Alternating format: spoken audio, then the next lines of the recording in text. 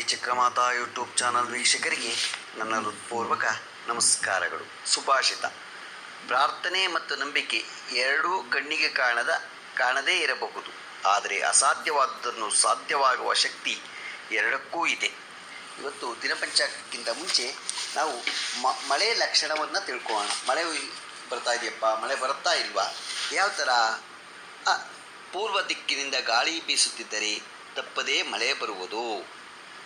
ಆಗ್ನೇಯದಲ್ಲಿ ಗಾಳಿ ಬೀಸಿದರೆ ಅಲ್ಪವೃದ್ಧಿಯುಂಟು. ದಕ್ಷಿಣ ದಿಕ್ಕಿನಲ್ಲಿ ಗಾಳಿ ಬೀಸಿದರೆ ಮಳೆ ಒಂದೇ ಕಡೆ ಬೀಳುವುದು, ಮತ್ತೊಂದೆಡೆಗೆ ಬೀಳುವುದಿಲ್ಲ. ನೈಋತ್ಯದಲ್ಲಿ ಬೀಸಿದರೆ ಅಸಾಧಾರಣವಾದ ಕಂಠವೃಷ್ಟಿಯಾಗುತ್ತದೆ. ಪಶ್ಚಿಮ ದಿಕ್ಕಿನಲ್ಲಿ ಗಾಳಿ ಬೀಸಿದರೆ ಅತಿವೃಷ್ಟಿಯುಂಟಾಗುತ್ತದೆ. ವಾಯುವ್ಯದಲ್ಲಿ ಅನುಕೂಲವಾದ ಗಾಳಿ ಬೀಸಿದರೆ ಬೇಗ ಮಳೆಯಾಗುತ್ತದೆ. ಉತ್ತರದಲ್ಲಿ ಗಾಳಿ ಬೀಸಿದರೆ ಹೆಚ್ಚಾಗಿ ಮಳೆಯಾಗುತ್ತದೆ. ಈಶಾನ್ಯದಲ್ಲಿ ಗಾಳಿ ಬೀಸಿದರೆ ಸಾಧಾರಣ ವೃಷ್ಟಿ ಉಂಟಾಗುತ್ತದೆ. ಸಾಮಾನ್ಯವಾಗಿ ಮಳೆಗೆ ಅನುಕೂಲವಾದ ಗಾಳಿ ಬೀಸಿದರೆ ಸುವೃಷ್ಟಿ ಉಂಟಾಗಿ ಸುಭಿಕ್ಷವಾಗುವುದು. ಬಿರುಗಾಳಿ ಬೀಸಿದರೆ ಮಳೆಗೆ ಭಂಗವಾಗತ್ತೆ. ಬಿರುಗಾಳಿ ಬಂದರೆ ಮಳೆ ಬರಲ್ಲ.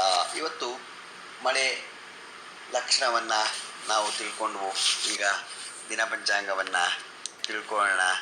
ದಿನಾಂಕ 17/5/2024 ಶುಕ್ರವಾರ, ಶ್ರೀ ಕ್ರೋಧಿನಾಮ ಸಂವತ್ಸರ, ಉತ್ತರಾಯಣ, ವಸಂತ ಋತು, ವೈಶಾಖ ಮಾಸ, ಶುಕ್ಲಪಕ್ಷ, ತಿಥಿ ನವಮಿ, ಬೆಳಿಗ್ಗೆ 8:48, ನಂತರ ದಶಮಿ, ನಕ್ಷತ್ರ ಪೂರ್ವಭಾದ್ರ, ರಾತ್ರಿ 9:20. ಮಳೆ ಕೃತಿಕ ಎರಡನೇ ಪಾದ. ರಾಹುಕಾಲ 10:45 12:20, ಗುಳಿಕ ಕಾಲ 7:35 9:10, ಯಮಗಂಟೆ ಕಾಲ 3:30 5 ಗಂಟೆ 5 ನಿಮಿಷ.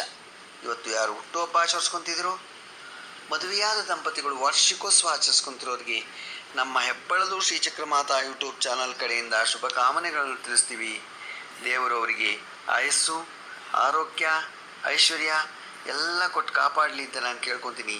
ನಮ್ಮ ಹೆಬ್ಬಳಲು ಶ್ರೀಚಕ್ರಮಾತಾ ಯೂಟ್ಯೂಬ್ ಚಾನಲ್ ಯಾರು ಸಬ್ಸ್ಕ್ರೈಬ್ ಆಗಿಲ್ವೋ ದಯಮಾಡಿ ಸಬ್ಸ್ಕ್ರೈಬ್ ಆಗಿ, ಲೈಕ್ ಕೊಡಿ. ಇದು ನಿಮ್ಮದೇ ಚಾನಲ್ ಆಗಿರೋದ್ರಿಂದ ನಮ್ಮ ಲಿಂಕನ್ನು ಬೇರೆ ಗ್ರೂಪ್ಗಳಿಗೆ ಫಾರ್ವರ್ಡ್ ಮಾಡಿ.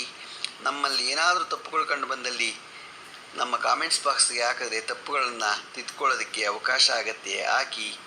ನಮಸ್ಕಾರಗಳು, ನಮಸ್ಕಾರಗಳು, ನಮಸ್ಕಾರಗಳು.